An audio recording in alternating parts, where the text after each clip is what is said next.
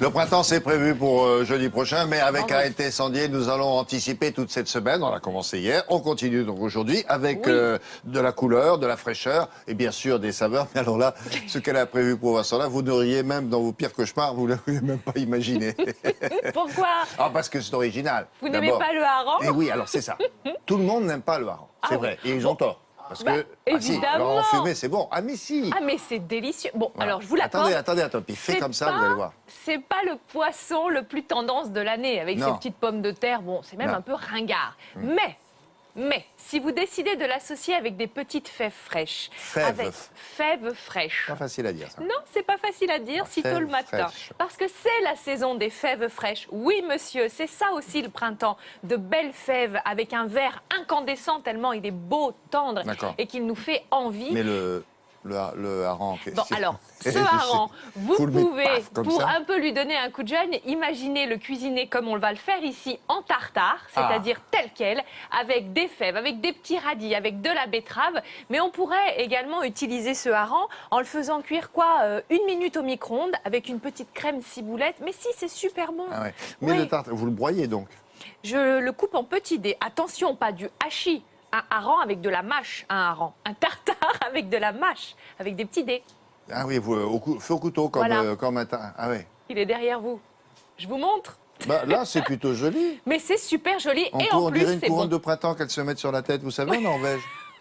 Bien, on y va. On va faire le point sur les ingrédients pour ce fameux tartare de hareng aux fèves fraîches. Nous avons besoin pour le réaliser de hareng fumé. On aura besoin de fèves, de radis, de betteraves. Ça se présente comme ça au début. Hein. Bah oui, un petit peu de crème, échalote, persil. C'est un tartare, donc on va assaisonner tout ça. De l'estragon, des cornichons, des capres. Pas de cuisson, 0 cuisson. C'est là où on se dit que le printemps et l'été approchent. Voilà. Alors, on va commencer la recette par les fèves. Je sais, ça c'est la petite corvée du jour. Certains d'ailleurs sont rebutés par cette corvée parce qu'il faut 1. Les écosser, 2. Comme on le voit là, les plonger dans l'eau bouillante, 3. Les plonger dans l'eau glacée et 4. Les déshabiller, en fait, les dérober, enlever la petite pellicule. Oui, vous allez voir. La petite chemise. Voilà, ça dure des siècles et des siècles. Donc c'est vrai que c'est un petit peu long. Achetez-les surgelés. Si vous n'avez pas envie de faire tout ça, si cette corvée vous rebute, vous les achetez surgelés toutes prêtes. Alors, le hareng, vous allez le détailler comme vous le voyez en petits dés et le mettre dans le saladier. Ensuite, on va faire la même chose avec une betterave cuite. Qu'est-ce que j'ai mis dessous? Un petit papier, parce que j'aime pas tacher ma planche. Et la betterave, ça tâche tout. Donc ensuite, je vais prendre des petits radis, je les coupe en dés et je les mets à l'intérieur. Je vais passer à l'assaisonnement avec de l'échalote. Donc là, dans mon grand saladier, j'ai mon hareng, mes radis, ma betterave, échalote, cornichons. Je vais ajouter évidemment des herbes. Et puis pourquoi pas un petit peu de capre, voilà, des capres, des herbes. Donc pour les herbes, j'ai choisi du persil, de l'estragon. Inutile de vous dire que vous mettez tout ce que vous aimez. Si vous voulez mettre de la ciboulette, du persil. D'accord. Il n'y a pas de liquide là-dedans, il n'y a pas de sauce, il n'y a pas de... Pas encore, j'arrive, William. Nous allons bien sûr rajouter les fèves d'ailleurs. Tiens, il ne faut pas les oublier non plus. Les petites fèves que nous avons préparées, on les met à l'intérieur. Et puis, on va ajouter, et voilà, un petit peu d'huile d'olive. Tout simplement du sel, mais modérément, car le hareng est déjà fumé et salé. Et là, je vais faire... Alors, bon, c'est facultatif, mais je voulais vous montrer cette betterave chioggia. C'est une betterave italienne qui est magnifique. Elle a un petit goût sucré. Elle a une tête de carpaccio. Elle est crue. Et effectivement, là, je l'ai faite en carpaccio. Un peu d'huile d'olive, du sel, et on va dresser le tartare dessus.